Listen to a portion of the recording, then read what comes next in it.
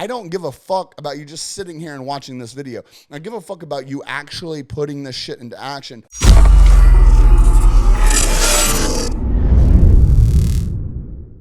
What's going on, everybody? Welcome back to day 16 of the free 30-day challenge inside the free Uncaged group. So I hope you enjoyed everything that you learned about the health-focused goals. Next, we're going to jump right on into wealth-focused goals. And inside of Uncaged, it's very, very transparent, open, and honest that wealth to us means more than something with a dollar amount associated to it. Now, with that said, we do have a lot of financial and numerical based goals because it's the tool that we allow to produce things for us, whether that's, freedoms, vacations, memories. There's all these things that are encompassed into what the tool of money can provide for us. And I'll tell you guys, like, wealth for us, like, there was a moment where I became wealthier as a human being when I got certain insurances and policies in place where I knew if something happened to me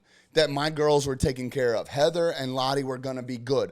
That made me, in my soul, a wealthier person. And so it's the things like that that we are looking for here as we go through the next 5 days talking about wealth and stuff like that.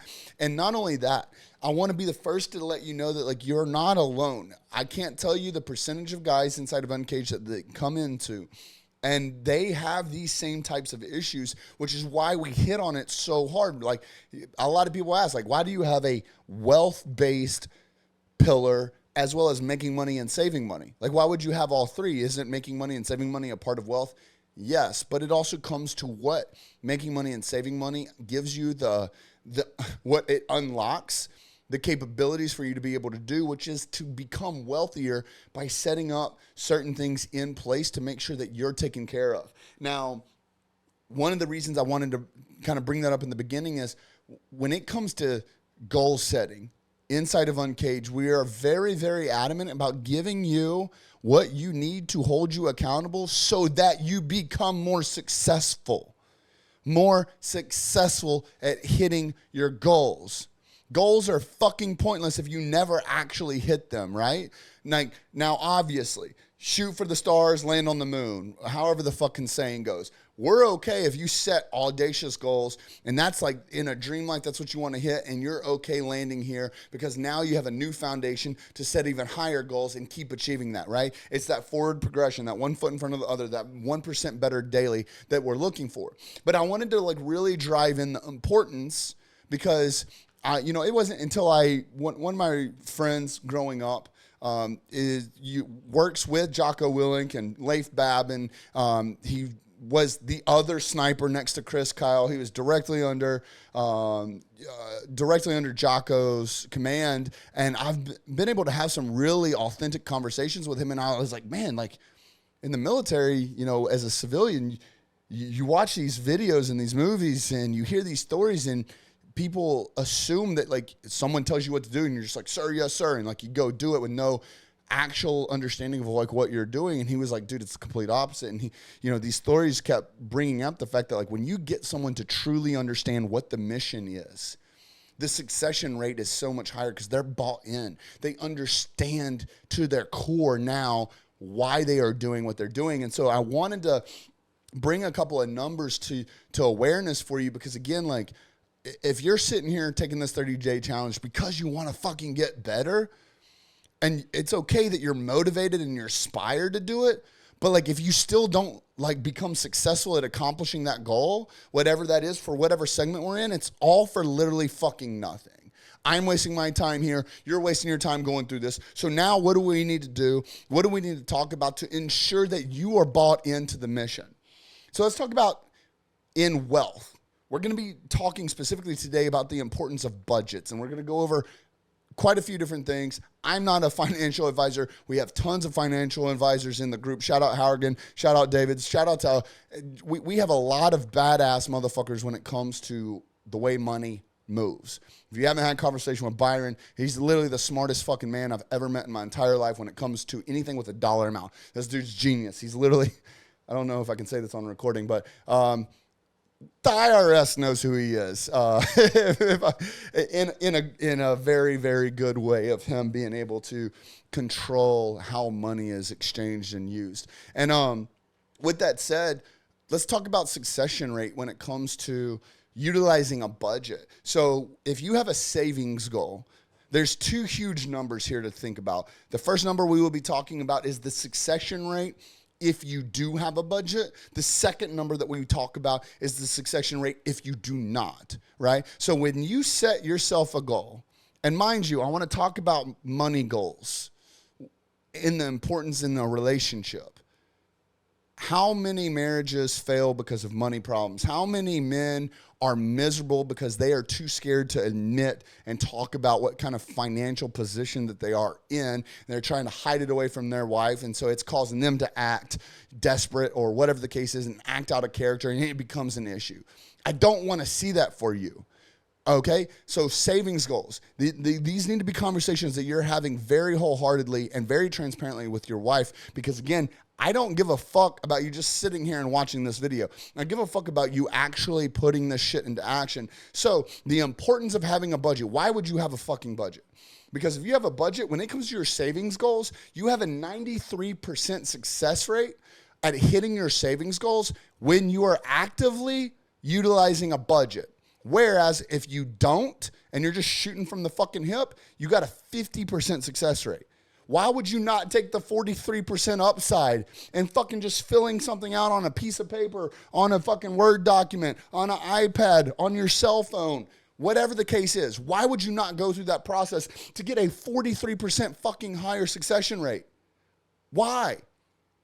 When it comes to debt resolution, what are your debts? What does that look like? How fucking up to your eyeballs in debt are you? Where's your credit card debt? What do you still owe money on? What does the bank actually own that you think you fucking own? When it comes to debt resolutions, it's an 82% success rate when you have a budget and are actively using it and referring to it. 82% compared to 35% if you don't. I don't know all the numbers there. It's almost fucking 50%. These are 50% swings in simply having a budget and utilizing it versus not. When it comes to we're going to be going through this. You're going to hear some very real goals that Zack Williams personally has. And I want to talk to you about how real it gets when you put pen to paper, when you actually type these numbers out and look at them. I'm looking at my spreadsheet right here as motivation to have this conversation with you guys, right? And so when you set a goal, whatever it is, buy the exotic car, go on that dream vacation, have the dream wedding, go on the dream honeymoon, take 6 months of your time off, go live in an RV and travel the world for a year, buy the dream house, whatever that is, whatever those goals are, that has a financial allocation to it, you have a 74% succession rate in actually hitting that goal when you have a motherfucking budget and you use it versus 27% if you don't. It's close to fucking 3 times as much. Why would you not take the 2x and the 3x upside on simply putting numbers on a piece of paper, putting goals down on a fucking piece of paper? Why would you not take the upside for something that's so simple? And then, of course, it goes without fucking saying that if you're in a position to truly take these numbers seriously when it comes to your savings goals, when your debt resolution goals, and your fucking financial goals, why would you not hire someone significantly smarter than you? A lot of this information, like I said, is regurgitated content and then research and development that I've compiled together. Right? I have people that I surround myself with that are much, much smarter than me when it comes to things with dollars. Every time I get around Byron, I fucking learn something new. He is light years ahead of me, and I would never, no matter if I started right now, I would never be able to catch up to him in his financial knowledge. So I exchange that tool that we talked about, that dollar bill, for his knowledge to learn from him. Things that would every time I'm around him, my mind gets blown. Same thing with all the other financial, specialties inside of Uncaged. You got CPAs, you got CFOs, you got financial advisors, anything and everything you can think of. We have some savages inside the group. Lean in on the group. Ask the fucking hard questions. Put your fucking ego aside because you're looking right here. Go do your own research. These are the numbers that I found based on very, very, very real studies. But go do your own research. Don't take it my word for granted. But irregardless, what would happen if it was a 1% higher succession rate? We're not talking about 2x. We're not talking about 3x. If it was 1% better, just for sitting down for a little bit and coming up with a budget, what would that look like to you? What would a 1% swing in your income, your revenue, your savings, your debt resolution on top of what you're currently doing do for you? But it's simply because what gets measured gets managed. You are now measuring in a very real way what your money is doing for you. You're spending all of your unrenewable resources, your time, to make money, and then your money is then a tool to go do things for you. But if you're not managing your money correctly, who's managing it for you? Because there's someone managing your money. It ain't going to be you if you're not actively focused on what is happening. So now you've got someone else managing your money. That someone else that's managing your money is managing your money in a way that benefits them, not fucking you, not fucking your family. So now, how important is this? 1% swing, 43% swing, 57% swing, whatever the fucking numbers are. Why would you not take that chance? Why would you not bet on you when you have tools in front of you that cost you minuscule amounts of time to be able to create and be able to go over?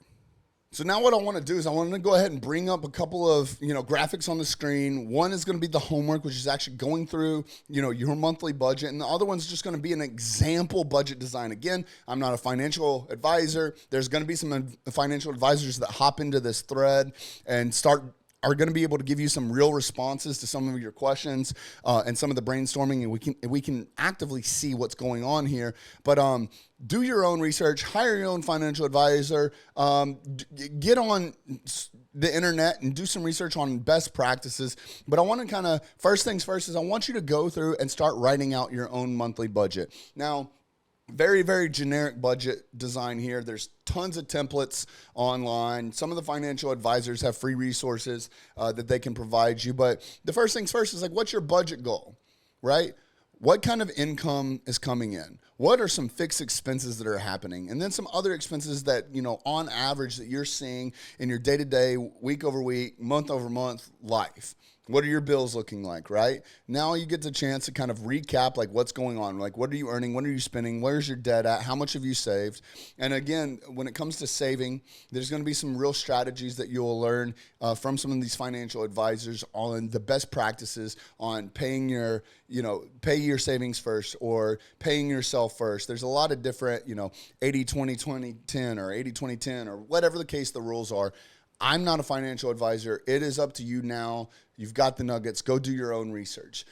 So for the example budget is really broken down into where your money does need to be going. And we can start with medical at 9.7%, giving at 9.7%, personal expenses 5.8%, clothing at 2.7%, recreation 5.8%, insurance is 11.7%, utilities at 5.8%, food at 9.7%, savings at 9.7%, transportation at 9.7%, and housing at 23.3%. Again, however those numbers need to be manipulated for you, these are just ideas to see where to start.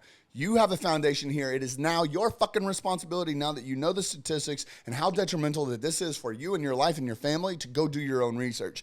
But then the main thing that we need to do is stay accountable to this budget. I told you these numbers are important. Obviously, it's great to get the budget done, but you got to keep coming back to it. Like many things in this 30-day challenge, these are living documents that need to be revisited regularly, because these are actual assets to your life. So the first thing that we got to do is we got to have regular reviews of this. Then we got to start tracking our expenses more closely. Then we're going to set specific milestones, reminding yourself that we are going to gamify this.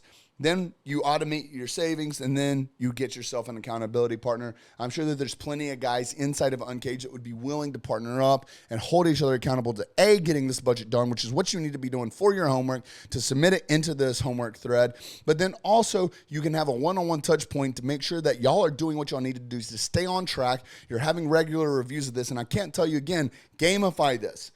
Honestly, I fucking hate doing this myself, but I love getting laid after it, right? You go ahead, set down some wine or some drinks with your wife, whatever it is that y'all enjoy doing. Get out of the house, maybe, if you got to let yourself out of this safe zone that is your home.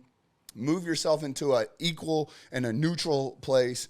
Sit down. Figure out what is a reward when we get this done. Come back to this monthly, quarterly, whatever works best for you. But you need to be revisiting this on a very regular basis and updating it regularly, because I can't tell you, when the end of last year, Heather and I sat down, we did all of this, and we saved ourselves like $3,000 a month in like reoccurring revenue. Like, we thought that we really went through everything with a fine-tooth comb. Come back just a couple of months later, we went right back through it, and we had found that we were missing an extra $700 a month in expenses that we didn't need to be paying, or that we weren't paying attention to, and that we had no idea that we were paying on. So like, it's a huge thing that you have to keep coming back to and putting eyes on. Again, what gets measured gets managed, and this is, you heard the numbers in the beginning of this. This is 2 to 3. Don't fucking tell me that you have a dream or you have these goals set aside and you're not fucking doing something about it. This is how you do something about it. We're talking 2 to 3 times a success rate on your savings goals, on your debt resolution goals, and on your actual financial goals. Fuck you if you're not doing this. Guys, I'm excited about this. I want to see what your homework, put it in the thread. I'm going to be doing the same. We'll see you tomorrow.